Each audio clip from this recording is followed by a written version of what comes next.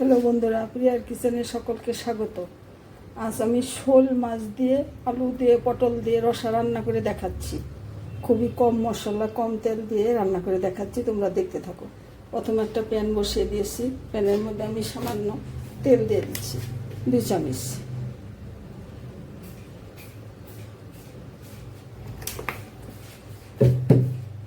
তেলের মধ্যে দিয়ে দিচ্ছি একটা তেজপাতা,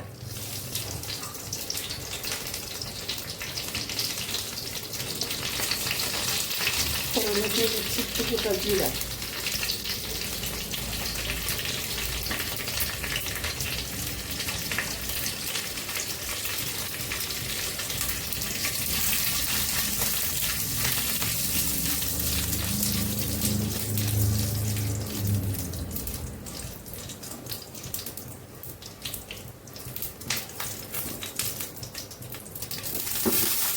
দিয়ে দিচ্ছি ছোট একটা পেঁয়াজ কুচি। এটা অপশনাল, তোমরা নাও দিতে পারো।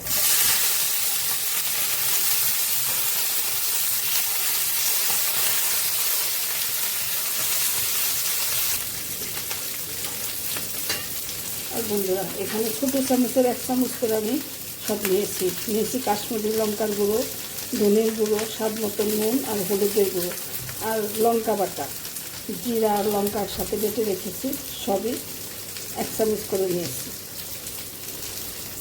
এটা আমি মশলাটা গুলো এখন দিয়ে দেবো।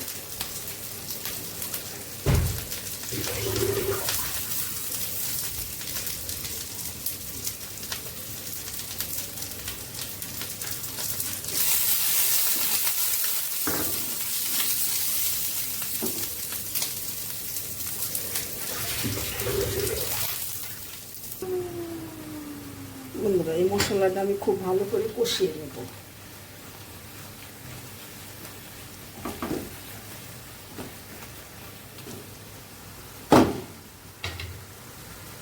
আর এর সাথে দিয়ে দেবো আলু আর পটলটা ভাজি করে রেখেছি, সেটা দিয়ে দেবো। কয়েকটা মিষ্টি কুমড়ো কাটা ছিল, সেটা আমি দিয়ে দিয়েছি।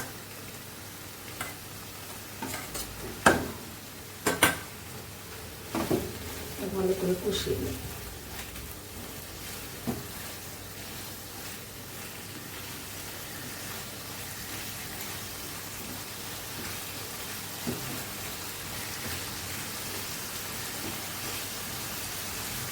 মশলা দেওয়ার বাটিটা জল দিয়ে, বাটি ধোয়া জলটা দিয়ে আমি আরেকটু কষিয়ে নেব।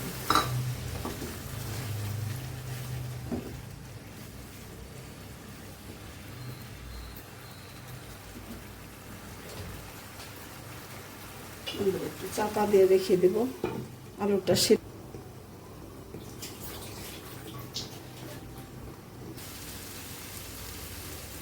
বন্ধুরা, আমার মশলাটা, আলুটা আর সবই কষানো হয়ে গেছে। এখন আমি ভেজে রাখা মাছটা দিয়ে দিচ্ছি। শোল মাছ, ভেজে রাখা মাছটা আমি দিয়ে দিচ্ছি। আলু পটল একসাথে ভেজে রেখেছিলাম, মাছও ভেজে রেখেছিলাম, সেই মাছ ভাজাটা এখন দিয়ে দিচ্ছি।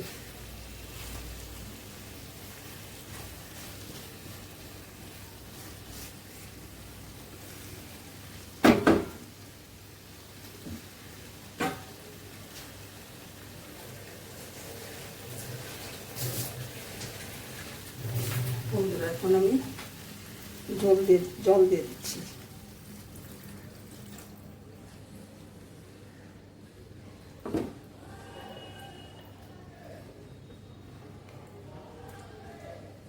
এ সময় তোমরা নুনটা চেক করে দেখে নেবে। আমার আলুটা আর একটু সেদ্ধ হবে।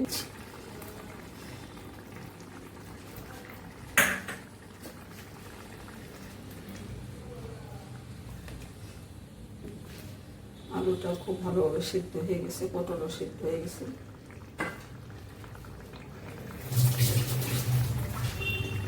সাথে দিয়ে দিচ্ছি 1 চামচ ঘি।